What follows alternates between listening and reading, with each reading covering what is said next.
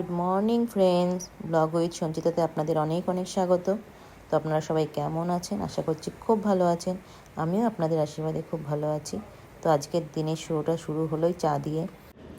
সকালে শান্ত আলোয় কী সুন্দর চারপাশটা ভরে গেছে। ঘুম ঘুম চোখে পর্দা সরিয়ে বাইরে তাকাই, দেখা যায় সবুজ গাছে রোদে ঝলমল করছে। পাখিরা যেন নতুন দিনের গান গাইছে। হাওয়া একটু ঠান্ডা কিন্তু আরামদায়ক। এক কাপ চা হাতে নিলে এই মুহূর্তটা আরও গভীর হওয়া যায় না? তো চলো চাটা হাতে নিয়ে এসে তোমাদের সাথে কথা বলা যাক।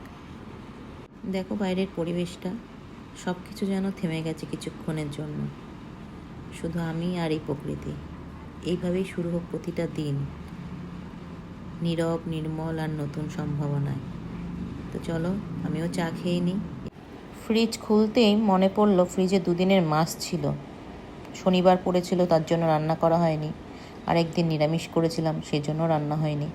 তো আজকে ভাবছি এই মাছ দুটো করব। বাটা মাছের একটু ঝাল করব, আর চিংড়ি মাছটা কচুরলতি দিয়ে করব। সোনু আর অঙ্কুশ বেশ কচুরলতি দিয়ে চিংড়ি মাছ করলে পছন্দ করে। তো চলো এখন আস্তে ধীরে রান্নাটা বসাই। প্রচণ্ড গরম পড়েছে। কড়াইতে তেল দিয়ে দিলাম, তেলটা গরম হলেই মাছগুলো ছেড়ে দেবো। জানো তো এই রান্নাটা আমার মা খুব ছোটোবেলায় করতো, আর আমারও খুব পছন্দের একটা খাবার ছিল এটা। বাটা মাছ হলেই খালি বলতাম আলু পেঁয়াজ দিয়ে তরকারি করতে। এখন সেভাবে হয় না, কারণ সোনুও খুব ভালোবাসে যদিও এটা খেতে। আগে হয়তো খুব ঝাল করে করা হতো, এখন ঝালের পরিমাণটা একটু কম করে দিতে হয়, কারণ না হলে ওরা ঠিকভাবে খেতে পারবে না। আর আজকে আমি একটু ভিন্নভাবেই করছি।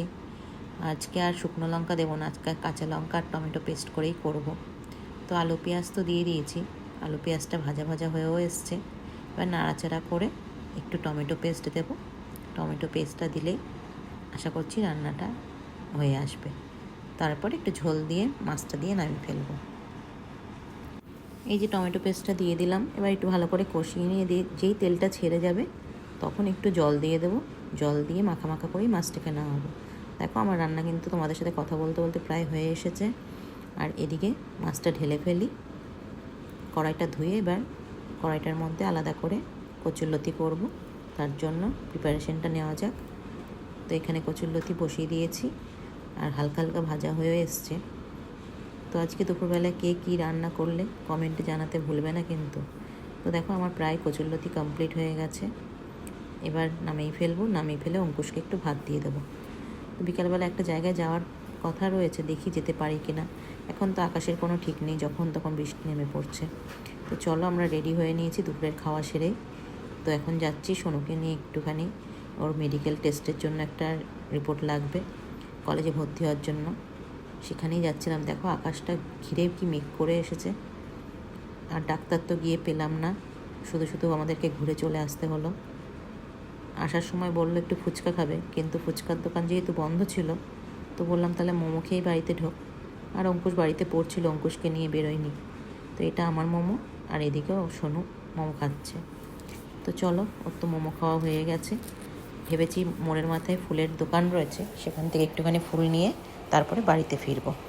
এই দেখো ফুলের দোকানটা। তো চলো, তো তোমাদের কেমন লাগলো ভিডিওটা একবার কমেন্ট করতে ভুলবে না। তোমাদের সাথে আবার দেখা হবে, আবার একটা নতুন ভিডিও নিয়ে, আবার একটা নতুন ছন্দে। তো আজকের মতন টাটা।